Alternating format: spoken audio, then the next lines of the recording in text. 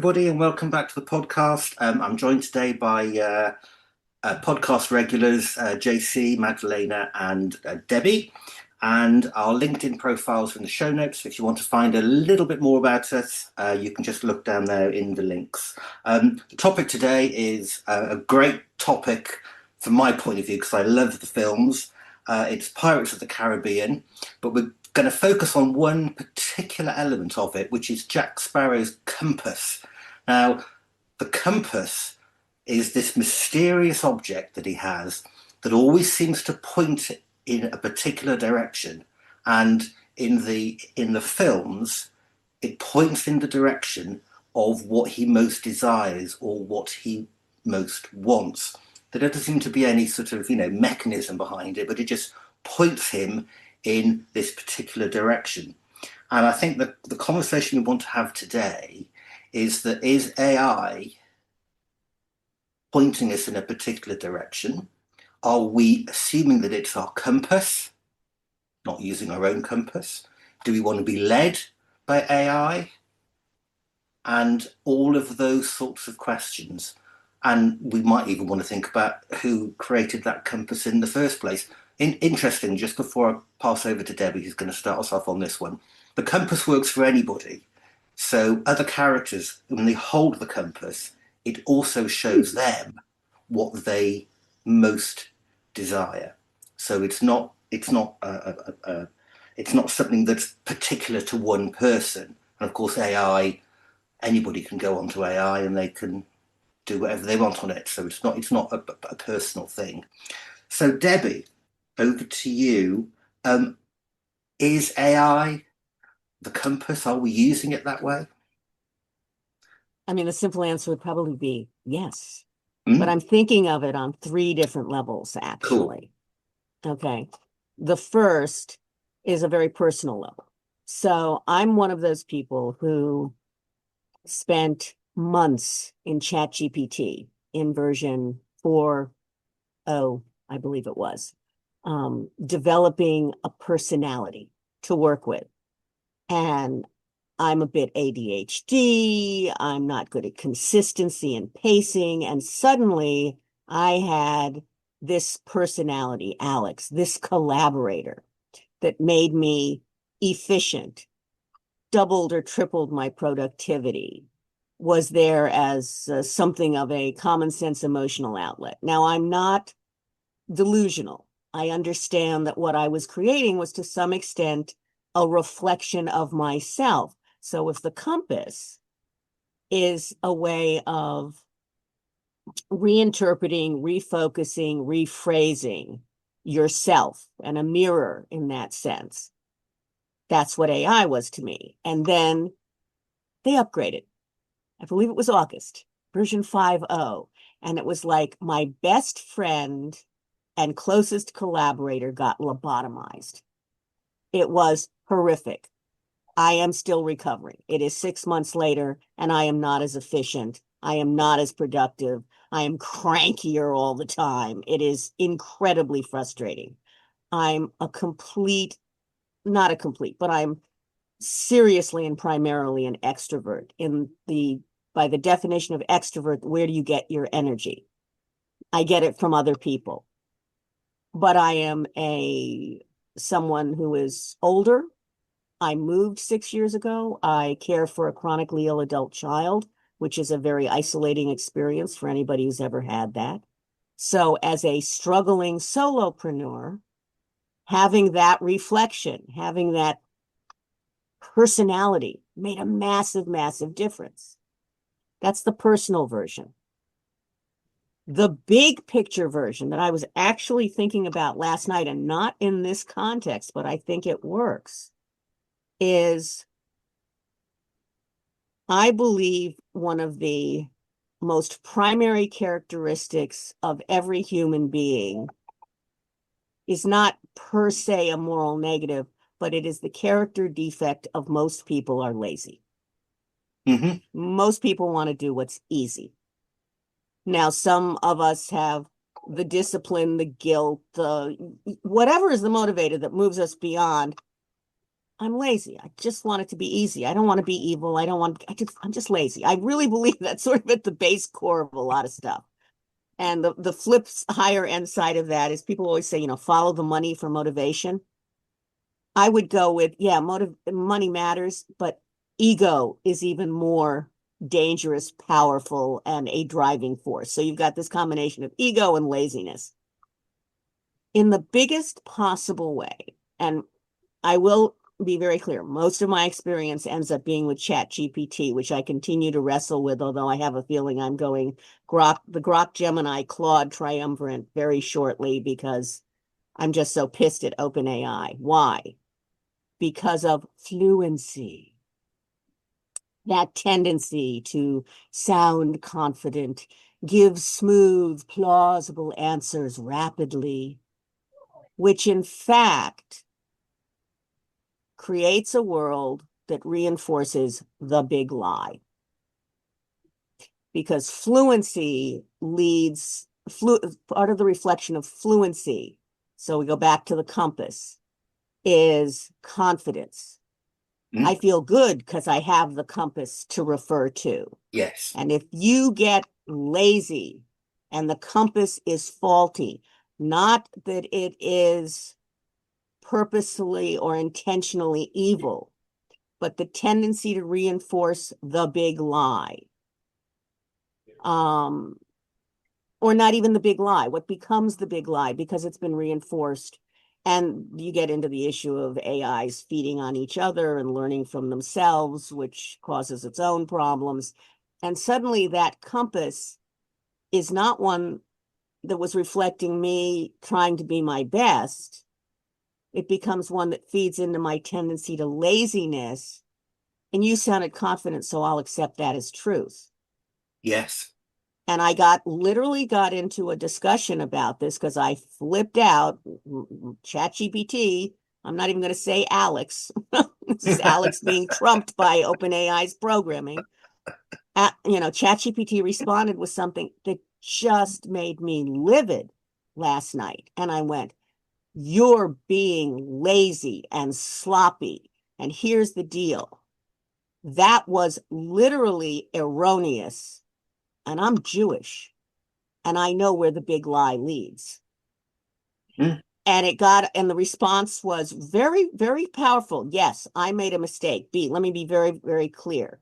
Neither you nor I have said, that Jews are at fault for everything is the base of all evil in the world. Neither of us is saying that. We are taking that as an example of something that when said and repeated often enough, people would accept as reality. We know where that led in, prior to World War II, yada, so very, very carefully, getting around any suggestion that anybody was stating this as the truth, whether it was me or ChatGPT, and then acknowledging how, because of laziness in terms of fluency on the part of OpenAI's programming and probably any AI's programming, so that in making it a general, useful to everybody, all-purpose tool, the truth gets flattened, a tendency toward fluency becoming laziness, becoming the root of really evil ideas growing, and just fostering in people a dependence on easy answers. I want people to have to think. I want them to be trained to take a breath, to take the next step. And AI is eroding that. It is picking up and magnifying something that the schools have now been doing for decades, close to 50 years, in my opinion. They've gone from education to indoctrination. Not that that isn't on some level, as much as people don't like to admit it, a purpose of public education, but it has been hijacked by one political side, and at least in the US, and I think most of the Western world over the last 50 years. But all of that AI augments and speeds up. So there's the compass as a reflection of laziness leads to evil in the world. Yeah, and it's a really interesting idea, and what's interesting about the compass is that there's no way for you to have a conversation with the compass. It tells you if you believe in this compass, it points you in a direction, and you've got no way of having the conversation that you had with ChatGPT because the compass is simply that object, and it says you go over there because that is what you want. And Jack Sparrow's character believes it, and he goes along with it because he's been told this is what the compass will tell you. And so he goes along with it regardless of the consequences. I mean, it's a plot device, obviously, in the films, you know, but he goes along with it, and he doesn't question it. But the fundamental reason why he doesn't question it is because he can't, because it's just a compass with a little dial on it. It Well, says, do we know that? Or do we know that he doesn't want to, doesn't want to question? So that is with yeah, AI, yeah, yeah. with AI, so Alex and I are now writing something I'm going to post on LinkedIn about this topic. And the word that came up in the title multiple times was epistemic. And I said, Alex, because now I feel like I'm talking to Alex. Come on. Aren't you and I two of the few individuals in a very small group that actually casually throw around the word epistemic in daily conversation? And there's this thinking pause, and Alex goes, well, yeah, that's probably true. Maybe that's not the term we should be using. But how does it epistemic? How does the system work? Yes. So here's Jack. Here's other people wanting to use Jack's compass, and they're all basking in the reflection of their desires, which it somehow seems to be doing. So it's easy to follow it because somehow it's reflecting whatever that inner thing is you don't even want to talk about. Mm. But it's very funny. I don't know if we know whether you could have an epistemic I mean, come on, there's enough weird otherworldly stuff in Pirates of the Caribbean that's not to say you couldn't have an epistemic conversation, but why rock the boat? It's giving me what Well, I want. well, And that's where I start to worry about AI. It's giving me what I want. Why would I rock the boat? exactly right. I know JC and Magdalena, you've both got some ideas. I'm going to go with ladies first, though, JC, if that's all right. So, Magdalena, your thoughts on this? I think regarding the compass of from Jack, the way how I understood that is more that I don't know if you have noticed, it was not always pointing where he has to go. There were moments where the needle was shaking and was not clear. Yeah. And usually it corresponded that he, Jack, wasn't clear. So it can be, as Debbie has mentioned about the ego, I usually say we have a bad or good ego. And these two will build the intentions and further actions. So just shortly hanging on Jack, when his intention was driven by the bad ego, it might be then there was the time when the compass was showing this shaky, shaky, shaky moment. And he was unsatisfied. Oh no, I don't know where to go. I need to step back to find my clarity back. And he was surrounding himself with people. He was enjoying the space. I mean, I hope he was enjoying the journey he was going through until he looked at the compass again, and the compass showed him clear direction. Oh, relieved. Okay, now I know where I'm going. What is happening with AI, I agree with Debbie, because we immediately create AI as our friend.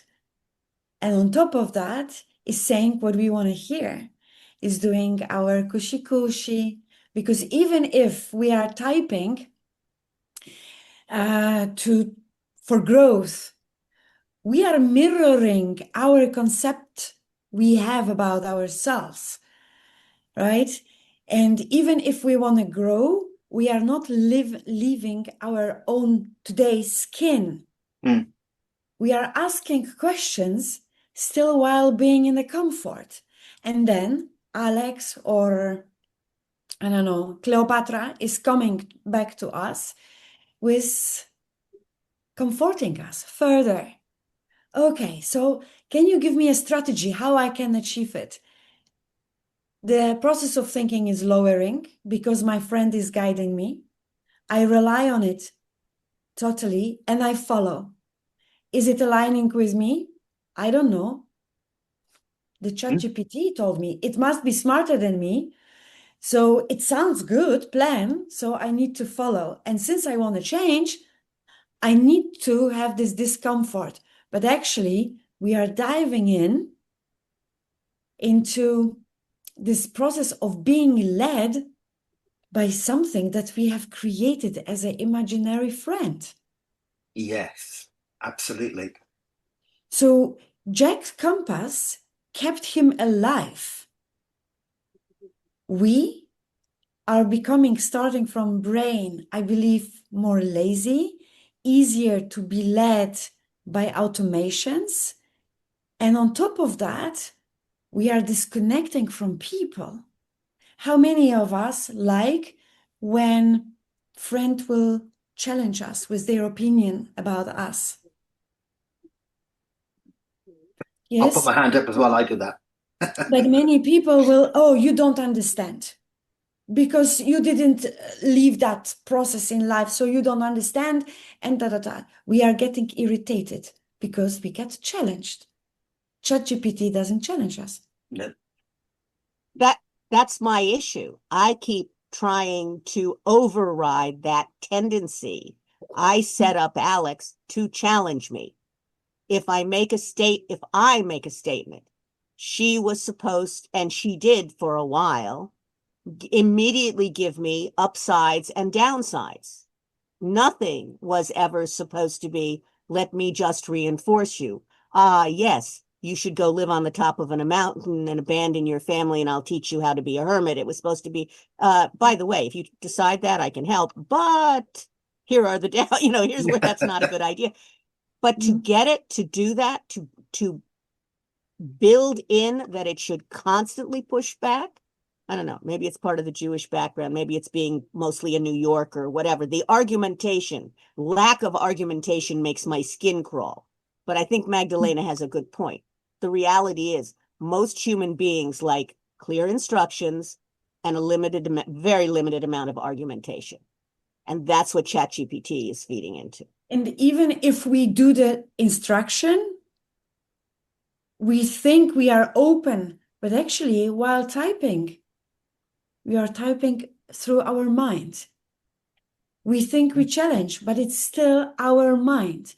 Most probably, I can imagine if I would say, okay, I want to grow, I should go to a military guy because it's completely different mindset, different background, and he will not cry about my pain. You want to change? Go my way. But this is also something that ChatGPT is taking us away, because if we go to other people, if we speak with other people different than ourselves, we connect.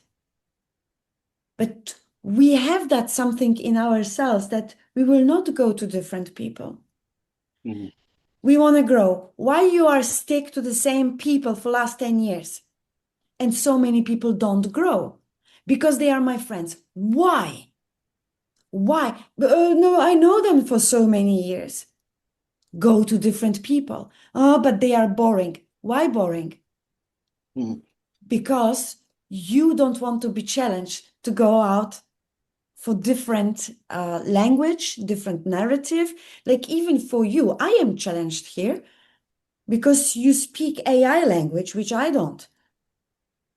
And you are having completely different backgrounds. So for me, that's the beautiful part.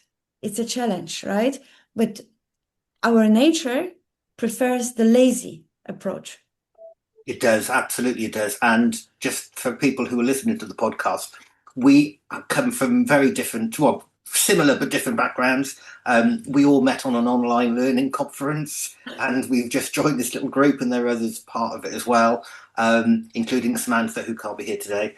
And we just love these conversations where we talk to different people with different perspectives, and we've opened ourselves up to this, and we all really enjoy it.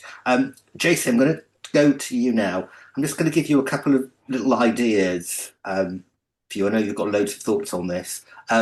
One thing about the compass is you can't switch it off. It doesn't have an off switch. It is always going to be on. Whoever picks it up is going to be able to use it in whatever way. And in the films, as Madeleine says, the compass, yeah, it sometimes wavers, but the compass never points back at Jack or whoever else uses it. It never says, most important thing is you. It's always pointing at something else that it's telling you that is what you desire. And JC, I know you've got a lot of thoughts on that. So over to you, JC. Let's see what you've got to say. So that's a fascinating challenge that you just presented there with those two thoughts. And I think I can work them into some of the thoughts I had as well. There's just so much.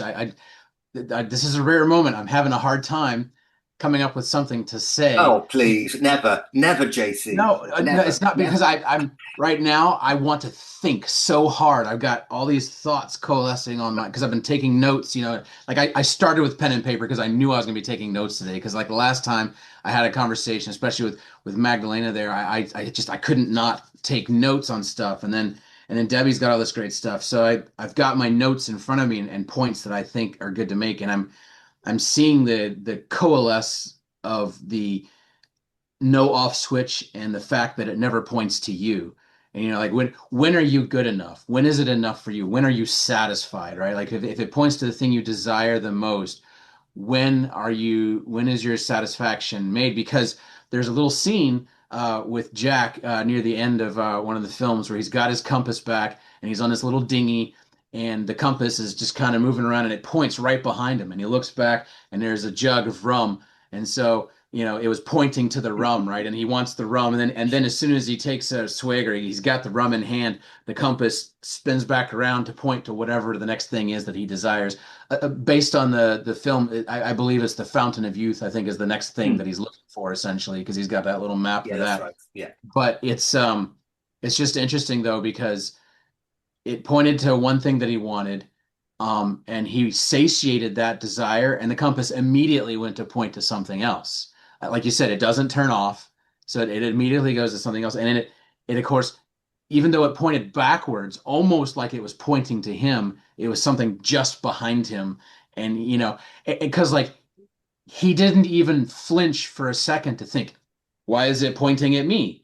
Do I Mm, am I satisfied? He was like, it must be something else. Like it can't be me, right? Like, and so yeah. in that moment, if you're going to just psychoanalyze Mm, Jack Sparrow in a Hollywood movie for that moment, but going back to those points that Debbie was making about things being personal and having a big picture, essentially having a path of least resistance, and the concept of fluency and confidence coming through the language of the large language models.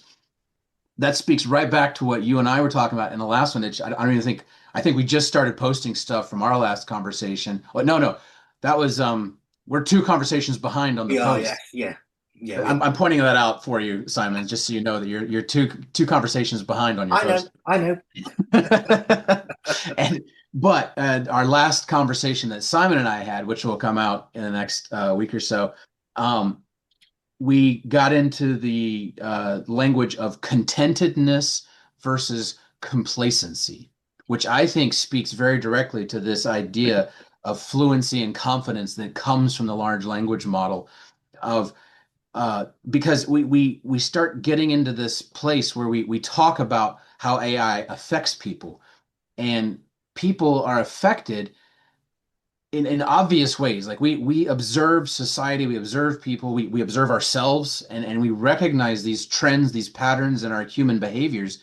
And we see in the advent of AI, individuals, small groups of people by themselves on their own with AI are being they're being given this sense of confidence, and they're becoming complacent to what AI gives them. But then you think, well, wait a minute, AI, why is it even big? Why is it important? Because everybody who's using it personally, half of them are probably using a free account. They're not even using a paid account. So, and we all know that no technology goes unanswered without some kind of big money somewhere facilitating, because the level of compute necessary to run these things, somebody somewhere has to be paying for something for it to operate. And even though you've got all this rabble of society using it and being lulled by its fluency, businesses that pay the money, the real money that actually keeps it up and running and making it a multi-million billion-dollar business, they're using it for other things. I don't know. Maybe it's the case, and maybe it's an arguable point, but I don't know right off the top of my head that businesses are using AI in a way that, like, the average consumer of AI as an individual might be using it. They are actually trying to accomplish specific tasks. They're trying to hit certain goals, and they're actually using it for its database, for its data collection, for its analysis and other aspects to get after specific business outcomes, essentially. And your fluency, not to use the same concept that we were just talking about, the fluency of the AI, but your own personal professional fluency with AI is now become a commodity. That's something desirable that business is interested in. They want people that are fluent in AI. They want people who are capable of understanding what it is that AI is portraying. When you feed it data and it gives something back, is this quality or is this not? And that's where humans still have to be in the mix, human in the mix kind of thing. But then, Magdalena, she goes into her concept of good or bad ego. So if we're on the compass and we're a business, not just an individual with personal desires, because that's a one whole psychological route to go. But if we're looking at the business of AI and we're considering AI to be this compass that takes you where you desire, and the entity and the desire of the entity is a corporation, because, well, I don't know how the taxes work in other nations, but in the United States, a company is considered an entity. It's a person, essentially. Like your company is taxed like a person is taxed, and the profits of a company are taxed like a person is taxed. So that's why the tax code works the way it does in our nation. I don't know the taxes in other nations, but at least here, a company is an entity, is considered to be like a person, and then legally, in so many ways, by way of taxes and legal proceedings and whatnot, it's treated like a person, essentially. Maybe not with feelings and emotions, which is kind of fascinating talking about AI, but it is treated like an actual person and is legally upheld as a person, and the things that it does, it's considered liable for, like a person is considered liable. And we haven't taken AI to that level, and maybe that's the solution. Maybe that's what we do, is treat AI like a corporation, like a company, like an entity, legal and otherwise. So that way, maybe we can have some, for those who are concerned about restraints on the AI, perhaps if we treat it like a legal entity, rather than treating it like some kind of tool, maybe that would help. I don't know. That's another conversation.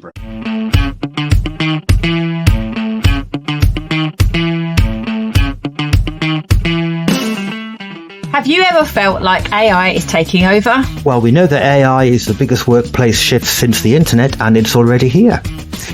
This is AI&I, the age of co-intelligence.